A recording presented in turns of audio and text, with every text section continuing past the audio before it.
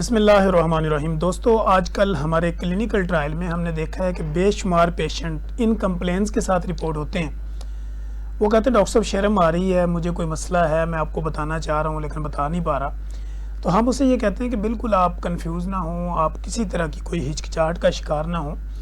आप जब किसी क्लिनिक्स पे आते हैं तो वो क्लिनिक आपके घर जैसा माहौल होता है। वहाँ पे आपका कंफर्ट जोन और आपका ट्रस्ट लेवल इतना होता है और आपकी प्राइवेसी को इतना सिक्योर रखा जाता है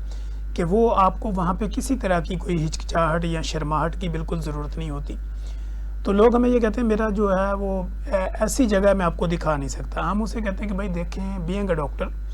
हमारे सामने कोई भी बॉडी का पार्ट्स ऐसा नहीं होता जिसको हम ना देख सकते हैं और हमें उसका आइडिया ना हो। तो फिर जाके लोग हमें बताना शुरू करते हैं। ये मैं उस एरियाज़ की बात कर रहा हूँ जहाँ पे लोगों की एजुकेशन का लेवल थोड़ा कम होता है। जहाँ पे हमने देखा है कि हाई स्टैंडर्ड के लोग होते हैं, पढ़े लिखे लोग होते हैं, वो अपनी बीमारी को आके प्रॉपर डॉक्टर के साथ शेयर भी करते हैं और हर वो हिस्सा जहाँ पे वो डैमेज होता है या किसी भी तरह की कोई प्रॉब्लम होती है वो ज़रूर आके वो दिखाते भी हैं और बताते भी हैं। आज हम बात करेंगे यूटीआई इन्फेक्शन यानी यूरिन ट्रैक्ट इन्फेक्शन, एचआईवी यानी एड्स का हो जाना और सुजाक। लोग आते हैं हमारे पास, डॉक्टर साहब मुझे सुजाक हो गया। तो हम कहते हैं कि भाई किस तरह आपको पता है कि सुजाक हो गया? तो वो कहता है मेरे नफ्स के अंदर से पीप आती है, रेशा आता है, मेरे नफ्स का जो कैप है उसके ऊपर इतनी इन्फेक्शन हो चुकी है, इतने दाने बन चुके हैं और इतनी क्वालिटी की जो है ना वहाँ पे सिक्रीशन बनी हुई है और मुझे पेप रेशा निकलता रहता है, मुझे तकलीफ़ होती है, ट्राउज़र पहनता हूँ पहना नहीं जाता, पैंट का इस्तेमाल करता हूँ वो नहीं होता, अगर मैं कोई लूज़ ड्रेस पहनता हूँ तो भी जब वो उसके साथ कपड़ा लगता है मुझे तकलीफ़ होती है, फिर जब मैं यूरिन करता हूँ, पेशाब करने जाता हूँ तो मुझे और तकलीफ़ होती है। तो वो कहता है जी मुझे सुजाक हो गया क्योंकि ये ठीक ही नहीं हो रहा, ये बार बार हो जाता है।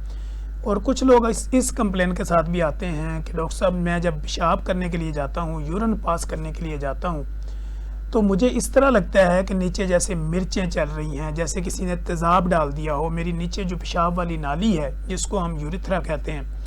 उसके अंदर इस तरह की बर्निंग है, जलन है, इस तरह के ज़ख्म मुझे लगता बने हुए हैं कि मेरा पेशाब निकलते हुए मेरी जान निकल जाती है। कुछ लोग इस कंप्लेन के साथ भी आते हैं कि डॉक्टर साहब मेरा जो नफ्स है उसके फ्रंट वाले कैप से लेके नीचे तक सारे छोटे छोटे दाने बनना शुरू हो गए हैं, इस पे निशानात बनना शुरू हो गए हैं और इसके कलर भी चेंज होना शुरू हो गए हैं और इसके जो कैप है वहाँ पे कुछ टाइम के लिए तो इचिंग होती है, कुछ टाइम के लिए बर्निंग भी शुरू हो जाती है और कुछ टाइम में जो है वो मुझे वहाँ पे कोई पीप या पस या कोई रेशानुमा चीज़ भी नज़र आती है। ये वो सारी कंप्लेंट्स होती हैं जो मरीज़ डॉक्टर को बताते हुए शर्मा भी रहा होता है, हिचकिचा भी रहा होता है और हम उनको ये बताने की कोशिश कर रहे होते हैं कि जब तक आप वो एरिया डिस्क्लोज़ नहीं करेंगे, हमें प्रॉपर दिखाएंगे नहीं, हम उसको एग्जामिन नहीं करेंगे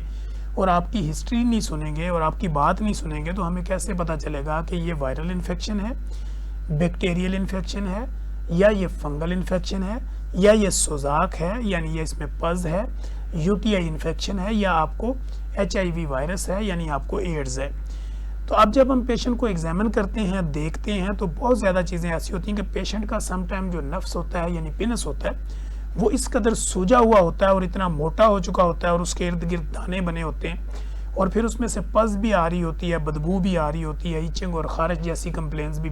जो है पेशेंट कर रहा होता है। तो ये वो कंडीशन होती है जहाँ पे उसने ऐसी जगह पे मेल मिलाप किया होता है, अपना रिलेशन किया होता है किसी मेल के साथ, किसी मर्द का मर्द के साथ रिलेशन का होना या किसी मर्द का किसी ऐसी फीमेल्स के साथ रिलेशन में जाना जो कि बार बार डिफरेंट अपने जो है ना रिलेशन चेंज करते रहते हों। तो ऐसी कंडीशन में क्या होता है कि आपको किसी भी तरह की बैक्टीरियल या वायरल इन्फेक्शन होने का ख़तरा होता है। समटाइम अगर वो आपका पार्टनर जो मल्टीपल पार्टनर्स उसने रखे होते हैं अपने साथ मिलने के लिए, वो उनसे बार बार मिलेगा तो उसको नहीं पता कि किसको वायरल इन्फेक्शन है, किसको बैक्टीरियल है या किसको कोई ऐसी क्रोनिक डिजीज़ है जो उसने उसके अंदर इंजेक्ट कर दी या उसने उसके अंदर ट्रांसफ़र कर दी। अब हमारे यहाँ क्योंकि कंट्रासेप्शन का यूज़ जो है वो बहुत कम होता है, जिसको हम कंडम कहते हैं, साथी का इस्तेमाल ये बहुत कम होता है। अगर हो भी तो इतनी नाकस क्वालिटी का होता है कि वो आपको ना तो उसकी डेट ऑफ एक्सपायरी का पता होता है, ना आपको ये पता होता है कि मैंने कहाँ से ख़रीदा, कब लिया, इसकी क्वालिटी क्या है, किस तरह इसको यूज़ करना है और कैसे यूज़ करना है। तो ये जो ऐसी मिसअंडरस्टैंडिंग्स होती हैं ये आपका ज़रिया बनती हैं आपके पिनाइल एरिया को तो इन्फेक्टेड करने का। अब उस इन्फेक्शन में पस भी हो सकती है, दाने भी हो सकते हैं, रेशा भी हो सकता है, उस पर सोजश भी आ सकती है, उसके साइज़ में कमी पेशी भी आ सकती है। अगर आपको सुजाक यानी पज़ आ रही है, रेशा आ रहा है, स्मेल आ रही है, तो भी घबराने की ज़रूरत नहीं है। अगर आपको HIV यानी एड्स है, कोई ऐसा वायरस हो गया, तो भी घबराने की ज़रूरत नहीं होती। और UTI इन्फेक्शन तो वैसे ही मामूली इन्फेक्शन होता है, वो आप पानी का ज़्यादा इस्तेमाल करें, थोड़ी सी मेडिकेशन होती है, इंजेक्टेबल हो या आपको ओरल मेडिकेशन करें, या कुछ थोड़ी सी एहतियात बताएं, तो आपका UTI इन्फेक्शन यानी यूरिन ट्रैक्ट इन्फेक्शन, जो पेशाब में जलन वगैरह के मसाइल होते हैं या पेशाब के साथ जो मसाइल होते हैं, वो नॉर्मल सा मसला होता है, वो विद इन अ वीक्स ठीक हो जाता है। लेकिन अगर आपको सुजाक है, तो उसके लिए भी आपने पहले अपने डॉक्टर को जाके वो एरिया डिस्क्लोज करना है, दिखाना है, प्रॉपर ओपन करना है। फिर अपनी रियल जो सिचुएशन है वो आपने बतानी है। अगर आपने किसी मेल के साथ अपने रिलेशन को कायम किया तो भी बताएं, कोई मसला नहीं है। अगर आपने किसी फीमेल पार्टनर के साथ और मल्टीपल पार्टनर्स के साथ आप मिलते हैं, या आपकी जो पार्टनर है वो मल्टीपल पर्सनस के साथ मिलती है, तो भी बताएं, ताकि वो जो है वो आपको डायग्नोज करने में, आपको ट्रीट करने में, जो आपका फिजिशियन है, जो आपका क्लिनिशियन है, जो आपका डॉक्टर है, उसको प्रॉपर समझ आएगी कि अब मैंने किस वे में जाना है। मैंने इसको एंटीवायरल पे डालना है, मैंने इसको एंटीबैक्टीरियल पे डालना है, मैंने इसकी ओरल मेडिकेशन करनी है, मैंने इसकी किस तरतीब से इसका ट्रीटमेंट करना है। अगर आप नहीं भी बताएंगे तो भी आपका जो क्लिनिशियन होता है, एक अच्छा प्रैक्टिशनर, एक अच्छा क्लिनिशियन और एक अच्छा डॉक्टर जो होता है, वो आपकी बातों से बहुत ज़्यादा चीज़ें जो है वो उसको पता चल जाती हैं कि इसका मसला क्या है और अब मैंने किस वे पे जाके इसका ट्रीटमेंट करना है। इसी तरह हम ये देखते हैं कि वो लोग जिनको HIV हो गया यानी एड्स हो गया, एड्स का नाम सुनते ही लोग जो है वो अपनी ज़िंदगी मौत का जो है वो उसको मसला बना लेते हैं, और वो ये समझ रहे होते हैं कि बस अब मेरी ज़िंदगी ख़त्म हो गई, अब मुझे एड्स हो गया, अब ये ठीक नहीं होना, अब मैंने मर जाना है और मैं तो किसी के पास भी नहीं जा सकता। हाँ, एड्स एक ख़तरनाक बीमारी ज़रूर है, लेकिन लाइलाज नहीं है। एड्स का इलाज आज के जदीद दौर के अंदर मौजूद है। ये डिफरेंट ऐसे कंट्रीज़ जहाँ पे लोगों के मल्टीपल पार्टनर्स होते हैं, मल्टीपल रिलेशंस होते हैं, और विदाउट कंट्रासेप्शंस आप जो है वो इस तरह के रिलेशन को बरकरार रखते हैं, तो वहाँ पे ये चांसेस होते हैं कि आपको HIV वायरस हो जाए। HIV वायरस अगर आपको हो भी गया तो उसका भी आके प्रॉपर टेस्टिंग करवाएं, उसका एक प्रॉपर प्रोफाइल बनवाएं, उसका DNA करवाएं, एंटीबॉडीज़ करवाएं,